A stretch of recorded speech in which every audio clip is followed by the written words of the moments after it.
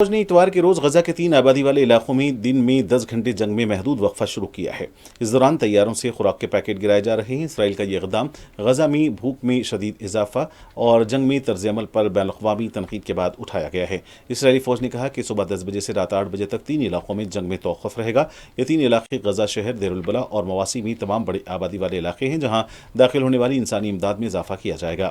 اقوام متحدہ کے انسانی ہمدردی کے سربراہ ٹام فلیشر نے اسرائیل کی طرف سے ایک ہفتے کی امداد کے پیمانے کی حمایت کرنے کے فیصلے کا خیر مقدم کیا ہے اور کہا کہ بظاہر کچھ نقل و حرکت کی پابندیوں میں نرمی کی گئی ہے، لیکن انہوں نے کہا کہ کارروائی کو پائیدار، وسیع اور تیز کرنے کی ضرورت ہے۔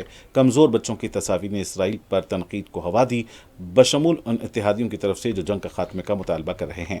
اسرائیل نے غزہ کی 20 لاکھ سے زائد آبادی کی امداد کو روک دیا ہے۔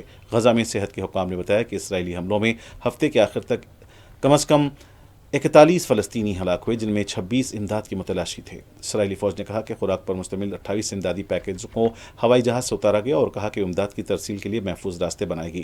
اس نے کہا کہ یہ اقدامات اقوام متحدہ اور دیگر انسانی گروپوں کے ساتھ مل کر کیے گئے ہیں۔ مقبوضہ فلسطینی علاقوں کے لیے WFP کے کنٹری ڈائریکٹر اینٹون رینارڈ نے بتایا کہ WFP کے 80 کے قریب ٹرک غزہ میں داخل ہوئے ہیں، جبکہ مزید 130 ٹرک اردن، اشدو اور مصر کے راستے پہنچے ہیں۔ انہوں نے کہا کہ دیگر امداد کریم شالوم اور زیکیم کراسنگ سے گزر رہی ہے۔ انہوں نے زور دیا کہ غزہ میں موجودہ فاقہ کشی کا مقابلہ کرنے کے لیے امداد کافی نہیں ہے۔ عالمی ادارہ صحت نے کہا کہ غزہ میں جولائی میں غذائی قلت سے متعلق 63 اموات ہوئی ہیں، جن میں 5 سال سے کم عمر کے 24 بچے بھی شامل ہیں۔ غزہ کی وزارت صحت کے ڈائریکٹر جنرل ڈاکٹر منیر البوش نے بچوں کی غذائی قلت کے علاج کے لیے طبی سامان کی فراہمی کا مطالبہ کیا۔